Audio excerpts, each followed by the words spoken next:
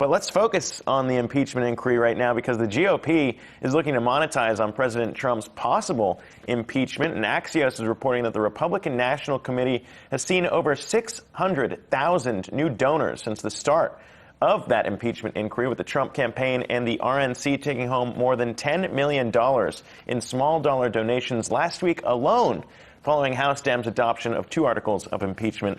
Kristin, I know that you always keep a close eye on funding numbers. I mean, President Trump has texted his base. I mean, we've seen it from his election campaign. I've got it right here on my phone. The Impeachment Defense Fund. Right here on my phone. I mean, obstruction of Congress and abuse of power, political madness. This is too critical to sit out. Donate in the next 24 hours in the midst of impeachment lies. I'm counting on my donors. Stand with me and get your name engraved on our 2019 donor wall. I still don't entirely know what that means, where this donor wall exists. I know he's previously done this in Trump Tower, but no, we've talked about this a lot.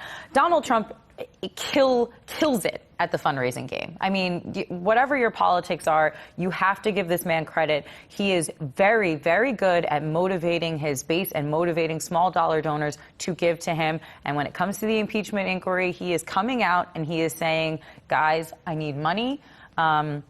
Join my impeachment defense fund, get your name engraved on a wall, and people obviously are giving money. Now, Democrats, on the flip side, while they are getting a boost in the fundraising numbers, they are not hanging fundraising on the hook of impeachment. Yeah, well, that's also the idea, is that it could backfire extremely poorly for the Democrats when you think about, even if it was, right? Even if you have this go well and you're able to raise money, you're still splitting that amongst all the candidates that are still running right now on the Democratic side, and everyone else on the other side of the aisle going straight into one man, President Donald Trump. Yep, that's what's so scary about it. Is you look at those Democrats, I think there's 17 in key states that have voted for impeachment, and people are at their throats right now because impeachment is a serious thing. It should be bipartisan. There should not be a partisan impeachment. I mean, those 2 words just are oxymorons. And so, it is scary to see that, and I think, our country is not as divided as we want to think it is. There's a lot of people who have common sense. The folks that want to impeach Donald Trump hate him.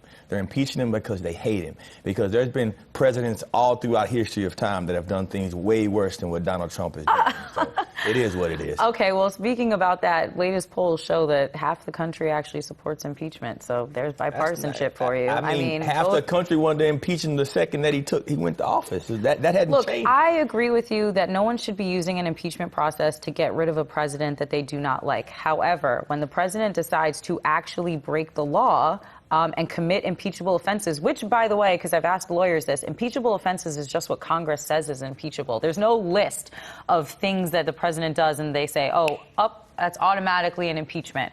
You're setting the precedent. Congress has impeached a Democratic president, Bill Clinton, most recently, and now they're going to impeach. Well, chances are they will likely impeach now. What's also interesting, too, is if you're saying that, people are impeaching President Donald Trump because they hate him, you do wonder about the flip side, which is presented people rushing to defend President Donald Trump because they love him. And that being one of those things where a lot of people are watching this play out and saying, look, you got to be, if you're a congressman, you've got to do your duty and hold up to knowing the facts and looking into everything and be 100% unbiased here before you come to conclusions. All I say, Zach, is if you treat everybody the same, on the same playing field, I can listen to you. Yeah. But when you don't get upset that our FBI is targeting people and lying and changing documents and doing things out of bounds like it's the J. Edgar Hoover FBI, and you don't get upset about it, whenever you have the former vice president and his son enriching themselves and you don't get mad about that, then you can't get mad about this man